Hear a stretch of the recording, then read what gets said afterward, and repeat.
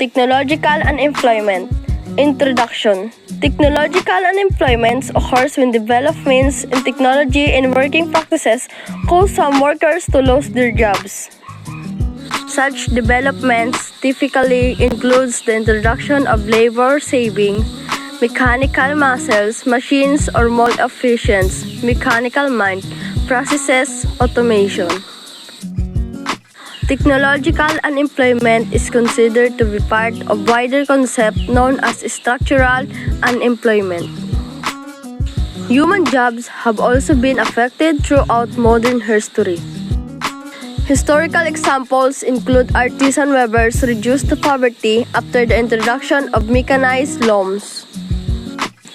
Before 18th century, prior to the 18th century, both the elite and common people will generally take the pessimistic view on technological unemployment, at least in cases where the issues arose. Due to generally low unemployment in much of pre-modern history, the topic was rarely a prominent concern. In the 18th century, fears over the impact of machinery on jobs intensified with the growth of mass unemployment, especially in Great Britain, which was then at the forefront of the Industrial Revolution. Yet, some economic thinkers began to argue against these fears, claiming that overall innovation would not have negative effects on jobs. During the second half of the 19th century, it became increasingly apparent that technological progress was benefiting all sections of society, including the working class. Concerns over the negative impact of innovation diminished. The term Luddite fallacy was coined to describe the thinking that innovation would have lasting harmful effects on employment. It was only in the 19th century that debates over technological unemployment became intense, especially in Great Britain, where many economic thinkers of the time were concentrated. Building of the work of Dean Tucker and Adam Smith, political economists began to create what would become the modern discipline of economics. While rejecting much of mercantilism, members of the new discipline largely agreed that technological unemployment would not be an enduring problem. In the first few decades of the 19th century, several prominent political economists did, however, argue against the optimistic view claiming that the innovation could cause long-term unemployment. Towards the middle of the 19th century, Karl Marx joined the debates, presenting a deeply pessimistic view of technological unemployment. His views attracted many followers and founded an enduring school of thought, but mainstream economics was not dramatically changed. By the 1870s, at least in the Great Britain, technological unemployment faded both as popular concern as an issue for academic debate. It had become increasingly apparently that innovation was increasing prosperity for all sectors of British society, including. For the first 2 decades of the 20th century, mass unemployment was not the major problem it had been in the first half of the 19th. In the 1920s, mass unemployment re-emerged as a pressing issue within Europe. Rural American workers had been suffering job losses from the start of the 1920s. Many had been displaced by improved agricultural technology such as the tractor. The center of gravity for economic debates had by this time moved from Great Britain to the United States, and it was here that the 20th century's two great periods of debate over technological unemployment largely occurred. The peak periods for the two debates were in the 1930s and the 1960s. In both cases, the debates were not conclusively settled, but faded away as unemployment was reduced by an outbreak of war, World War II, for the debates of the 1930s and the Vietnam War of the 1960s episodes. Mid-20th century. In both cases, the debates were conducted within the prevailing paradigm at the time, with little reference to earlier thought. In the 1930s, optimists based their arguments largely on neoclassical beliefs and the self-correcting power of markets, to automatically reduce any short-term unemployment via compensation effects. In the 1960s, faith in compensation effects was less strong, but the mainstream Keynesian economists of the time largely believed government intervention would be able to counter any persistent technological unemployment that was not cleared by market forces. Another similarity was the publication of a major federal study towards the end of this episode, which broadly found that long-term technological unemployment was not occurring. Though the studies did agree innovation was a major factor in short-term displacement of workers and advised government action to provide assistance. Last decades of 20th century. As the golden age of capitalism came to a close in the 1970s, unemployment once again rose and this time generally remained relatively high for the rest of the century across most advanced economies.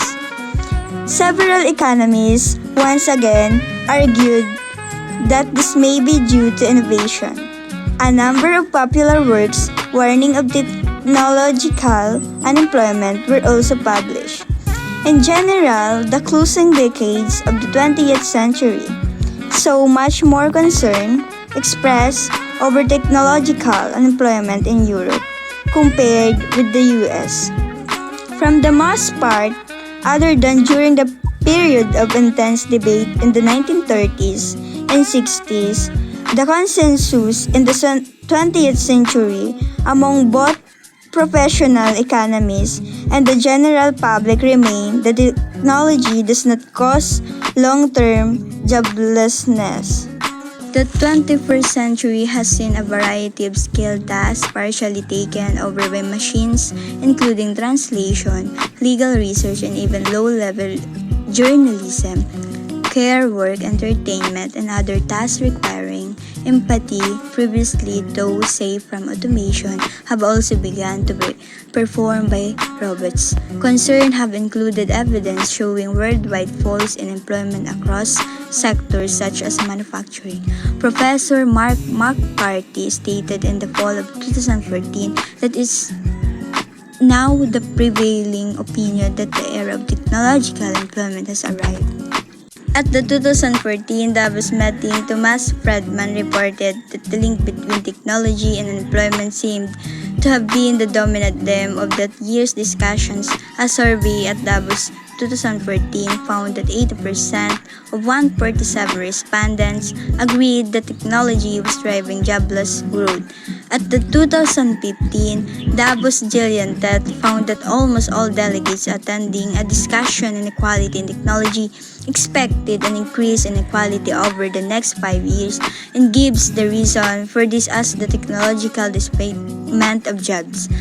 2015 saw Martin Ford win the Financial Times and McKinsey Business Book of the Year award for his rise of the robots technology in the threat of the jobless future and saw the first World Summit and Technological Employment held in New York. In October 2016 an interview, U.S. President Barack Obama said that due to the growth of artificial intelligence, society would be debating unconditional free money for everyone within 10 to 20 years. Other economists, however, argue that long-term technological employment is unlikely.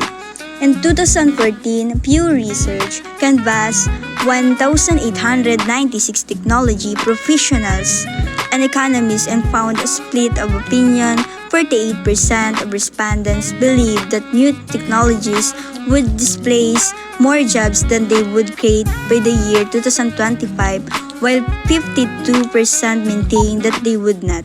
A number of studies have predicted that automation will take a large proportion of jobs in the future, but estimates of the level of employment this will cause vary. European Union. In 2014, the economic think tank Bruegel released a study based on the pre- and Osborne approach, claiming that across the European Union's 28 member states, 54% of jobs were at risk of automation. The countries where jobs were least vulnerable to automation were Sweden with 46.69% of jobs vulnerable, the UK at 47.17%, the Netherlands at 49.50%, France and Denmark both at 49.54%. Developing countries. A 2016 United Nations report stated that 75% of jobs in the developing world were the risk of automation, and predicted that more jobs might be lost when corporations stop outsourcing to developing countries after automation and industrialized countries makes it less lucrative to outsource to countries with lower labor. Developing countries. In January 2016, a joint study by Oxford Martin School and Citibank, based on the previous studies on automation and data from the World Bank, found that the risk of automation in developing countries was much higher than in developing countries. It found that 77% of jobs in China, 69% of jobs in India, 85% of jobs in Ethiopia, 55% of jobs in Uzbekistan were at risk of automation. In 2016 study by the International Labour Organization found that 74% of salaries jobs in Thailand, 75% of salaries jobs in Vietnam, 63% of job salaries in Indonesia, 81% of salaries jobs in the Philippines were at high risk of automation. USA. The Council of Economic Advisors, as a U.S. government agency tasked with providing economics research for the White House, in the 2016 economic report of the president, used the data from the Frey and Osborne study to estimate that 83% of jobs with an hourly wage below $20, 31% of jobs with an hourly wage between $20 and $40, 4% of jobs with an hour wage about $40 were at risk of automation. A September 2017 report by McKinsey and Company found that as of 2015, 478 million out of 749 billion working hours per year dedicated to manufacturing, or 2.7 trillion out of 5 trillion in the labor were already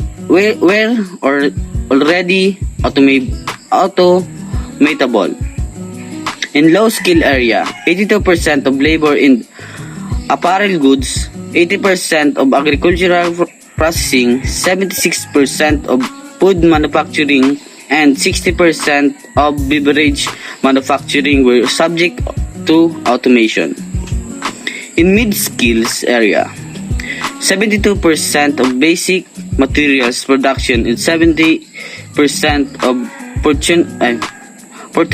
furniture manufacturing was automatable. In high skill area, 57% of aerospace and defense labor and 50% of advanced electronic labor could be automated. Developed countries. A 2017 by PricewaterhouseCoopers found that up to 38% of jobs in the US, 35% of jobs in Germany, 30% of jobs in the UK, and 21% of jobs in Japan were at high risk of being automated by the early 2030s. A November 2017 report by the McKinsey Global Institute that analyzed around 800 occupations in 46 countries estimated that between 400 million and 800 million jobs could be lost due to robotic automation by 2030. It is estimated that jobs were more at risk in developed countries than developing countries due to a greater availability of capital to invest in automation. However, not all recent empirical studies have found evidence to support the idea that automation will cause widespread unemployment. A study released in 2015 examining the impact of industrial robots in 17 countries between 1993 and 2007 found no overall reduction in employment was caused by the robots and that there was a slight increase in overall wages. In 2017, Forrester estimated that the automation would cause and result in a net loss of about 17% of jobs in the US by 2027, replacing 17% of jobs while creating new jobs equivalent to 10% of the workforce. Another study argued that the risk of US jobs to automation has been overestimated due to factors such as heterogeneity of tasks within occupations and adaptability of jobs being neglected.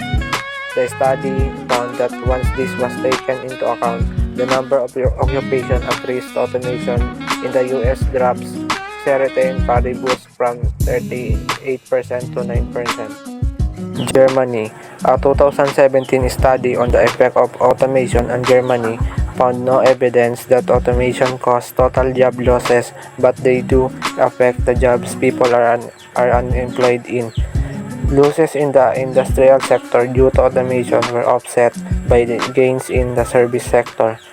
Manufacturing workers were also not at risk from automation and were in fact more likely to remain unemployed, though not necessarily during the same task. However, automation did result in decrease in labor's income share as it raised productivity but not wages. Solutions: banning and refusing innovation. Historically, innovations were sometimes banned due to concerns about their impact on employment. Guggenheim Economics called for a delay in the uptake of labor-saving machines until the unemployment was alleviated. The policy of slowing the introduction of innovation so as to avoid technological unemployment was however implemented in the 20th century within China under Mao's administrations. Since the development of modern economics, however, this option has generally not even been considered as a solution, at least not for the advanced economies. Welfare payments. The use of various forms of subsidies has often been accepted as a solution to technological unemployment even by conservatives and by those who are optimistic about the long-term effect on jobs. Welfare programs have historically tended to be more durable once established, compared with other solutions to unemployment such as directly creating jobs with public works. Basic income. Several commentators have argued that traditional forms of welfare payment may be inadequate as a response to the future challenges posed by technological employment, and have suggested a basic income as an alternative. Since late 2015, new basic income pilots have been announced in Finland, the Netherlands, and Canada. Further recent advocacy for basic income has been arisen from a number of technology entrepreneurs. One objection to basic income is that it could be a disincentive to work, but evidence from older pilots in India, Africa, and Canada indicates that this does not happen, that a basic income encourages low-level entrepreneurship and more productive, collaborative work. Another objection is that funding its sustainability is a huge challenge. To better address both the funding concerns and concerns about government control, one alternative model is that the cost and control would be distributed across the private sector instead of the public sector. Companies across the economy would be required to employ humans, but the job description will be left to private innovation, and individuals would be compete to be hired and retained. This would be a for-profit sector analog of basic income, that is, a market-based form of basic income. Education. Improve availability to quality education, including skills training for adults, is a solution that in principle at least is not opposed by any side of the political spectrum. It is welcomed by those who are optimistic about long-term technological employment. Improved education paid for by government tends to be especially popular with industry. Proponents of this brand of policy assert higher level, more specialized learning is a way to capitalize from the growing technology industry. However, several academics have also argued that improved education alone will not be sufficient to solve technological unemployment, pointing to recent declines in the demand for many alternative skills and suggesting that not everyone is capable and becoming proficient in the most advanced skills. Paul Krugman, an economics professor that columnist for the New York Times, argued that better education would be an insufficient solution to technological unemployment, as it actually reduced the demand for highly educated workers. Public works. Programs of public works have traditionally been used as a way for governments to directly boost employment, though this has often been opposed by some. For less developed economies, public works may be an easier to administer solution compared to universal welfare programs. As of 2015, calls for public works in the advanced economies had been less frequent even from progressive, due to concern about severing debts. Shorter working hours. Reductions in working hours have been proposed as a possible solution to unemployment by economists. Yet income working hours have reached about 40 hours per week. Workers have been less enthusiastic about further reductions, both to prevent loss of income and as many value engaging in work for its own sake. Generally, 20th century economists had argued against further reductions as a solution to unemployment, saying it reflects a lump of labor policy. In 2014, Google's co-founder Larry Page suggested a 4-day work week as technology continues to displace jobs more people can find employment.